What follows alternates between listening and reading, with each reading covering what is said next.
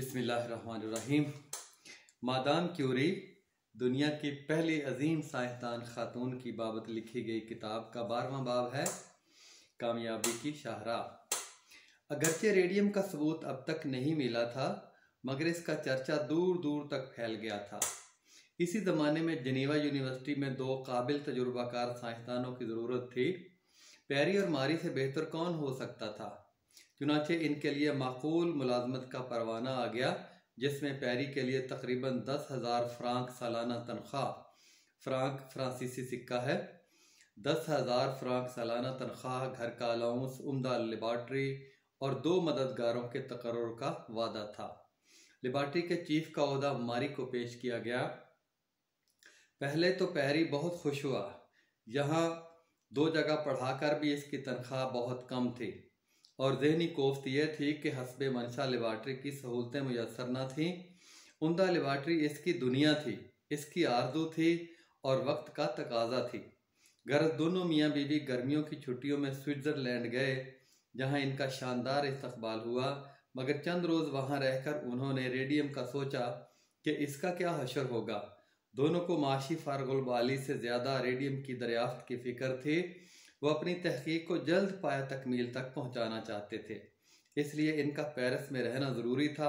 गर्ज दोनों मियाँ बीवी तातीलात के बाद घर आ गए और जनीवा माजरत का ख़त लिख दिया।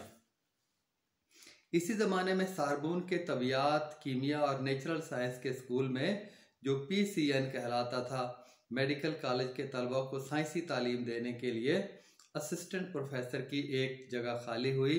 पेरी ने दरख्वास्त दी और इसका तकर्रुर हो गया, मगर बदकिस्मती से इसके लेक्चर सारबोन की बजाय इसकी एनेक्सी की इमारत में होते थे, जो यूनिवर्सिटी से काफ़ी दूर रोक्यूज पर वाक़ थी। मगर इसमें कोई माकूल लेबॉर्ट्री ना थी। पेरी के पास सिर्फ एक दफ्तर और एक कमरा था।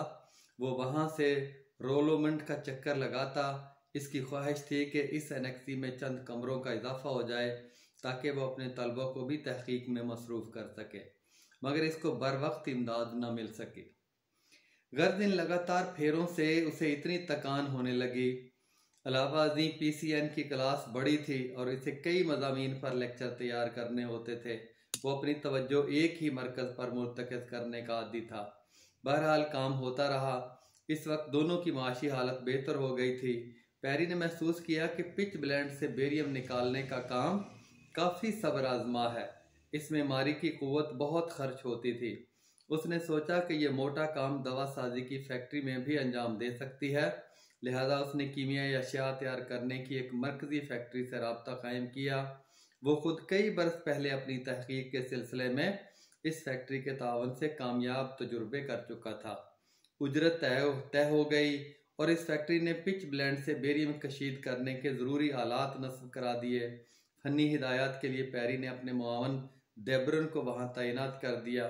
अब रेडियम समोई हुई बेरियम फैक्ट्री से बरामद होने लगी। इससे मारी का काम हल्का हो गया। वो बेरियम के महलूल को पकाती ताकि इससे खालिस रेडियम का क्रिस्टल बन सके, मगर यह भी आसान काम ना था। रेडियम का पाउडर पानी में मुश्किल से हल होता है और इस तरह दिन, हफ्ते और महीने लग गए। मारी हिम्मत न हारी। वो महलूल पर मेहनत करती और साथ साथ मकाले के लिए भी पढ़ती जाती। वो दूसरे साइंसदानों की तरह अपनी तहकीक के नताइज फ़ौरन शाया करा देती, मगर रेडियम किसी तरह ज़ाहिर होने का नाम नहीं लेती थी। ये बहुत सब्र आजमा अयाम थे और इस बात का दोनों को बिल्कुल अंदाज़ा न था कि इनकी आजमाइश की कितनी घड़ियाँ बाकी हैं। मगर मारी एक मुखलिस रज़ाकार की तरह काम में मसरूफ़ थी। इसके लिए नामुमकिन का लफ्ज़ कोई मानी नहीं रखता था। वक्त गुजरता गया, यहाँ तक कि रेडियम के वजूद का ऐलान किए हुए 4 साल होने को आ गए। दोनों हर रोज़ पुरुमीद होकर शेड में दाखिल होते। मारी रेडियम की अनोखी चमक देखने के लिए बेताब थी। वो कभी रात को भी पेरी को शेड में ले जाती। वहाँ अंधेरे में इन्हें अक्सर बोतलों में जाने बूझे अनासर की चमक नजर आती। दोनों के दिल खुशी से भर जाते और दिन भर की थकान गायब हो जाती। अब वो रेडियम को बेनकाब देखने के आरज़ूमंद थे, जो किसी तरह जलवागर नहीं हो रही थी। एक शाम दोनों हस्बे मामूल दिन भर की मेहनत के बाद घर लौटे। मारी ने आते ही घर के कामों का जायजा लिया। इतनी मसरूफियात के बावजूद वो घर वालों के आराम का बहुत ख्याल रखती थी। इसने खूबसूरती से खाने की मेज़ सजाई और गुलदान में ताज़ा फूल रखे। डॉक्टर क्यूरी हमेशा मेज़ पर नहायत दिलचस्प गुफ्तगू किया करते थे। आज भी वो सबको हंसाते रहे। अब नर्स के जाने का वक्त आ गया था। वो बच्ची को सुलाकर जा सकती थी, मगर मारी ये खिदमत हमेशा खुद अंजाम देना पसंद करती थी। आयरीन माँ का इंतज़ार कर रही थी। मारी ने इसे कहानी सुनाना शुरू की। इसकी आंखों के सामने जूसिया की शक्ल आ गई, जो घर भर की दास्तां गो थी, जो मनिया को कहानी सुनाकर सुलाया करती थी। आयरीन सो गई। मारी जब नीचे आई, पैरी इसका मुंतजर था, क्योंकि इससे दूरी इसके अंदाज़े फ़िक्र को मुतासर करती थी। थोड़ी देर वो खामोश बैठी रही, फिर यकायक इसके जी में लहर सी उठी और उसने पैरी से शेड में जाने की दरख्वास्त की। यह उसके लिए कोई नई बात नहीं थी। दोनों रात के सन्नाटे में घर से निकले और रोलोमंड का रुख किया। वो स्कूल की इमारत के पास से गुजरते हुए शेड पहुंच गए। हर चीज़ पर सुकूत तारी था। दरख्त भी सोए हुए नजर आ रहे थे। यह अंदाज़ा नहीं किया जा सकता था कि दोनों के तासुरात उस वक्त क्या थे। पैरी ने ताला खोला। दोनों अंधेरे में एक साथ अंदर दाखिल हुए। इस तरह वो सैकड़ों मरतबा पहले भी दाखिल हो चुके थे। रेडियम की बेनकाबी। शेड के दूसरी जानब मेज पर शीशे के कई सर्ब मोहर मर्तबान रखे हुए थे।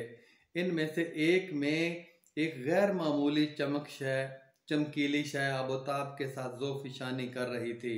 दोनों के दिल एक साथ जोर जोर से धड़के और वो एक दूसरे का हाथ थामे आगे बढ़े। रात की तारीकी में इनके चेहरे पर खुशी और हैरत के रूह परवर जज्बात का नज़ारा करने वाला कोई न था। चार आंखों ने गौर से मर्तबान को देखा, फिर इसके अंदर की अनोखी चमक वाली शय को देखा। ये रेडियम थी, इनकी रेडियम, इनके सुनहरे ख्वाबों की ताबीर, इनकी 4 साल की तहकीक का बय्यन सबूत, इनकी लगातार मेहनत का नतीजा। दोनों देर तक खामोश खड़े इसे देखते रहे। वो अजीब समा था। मारी ताहयात इस तारीकी में रेडियम की जलवागरी का नज़ारा नहीं भूली। अब वो कीमियादानों और माहिरीन तबियात दोनों को यकीन दिला सकती थी कि उसका 4 साल पहले का बयान दुरुस्त था। शेड में मुकम्मल सुकूत था, मगर इस सुकूत में खुशी के ताने बाने दौड़ रहे थे।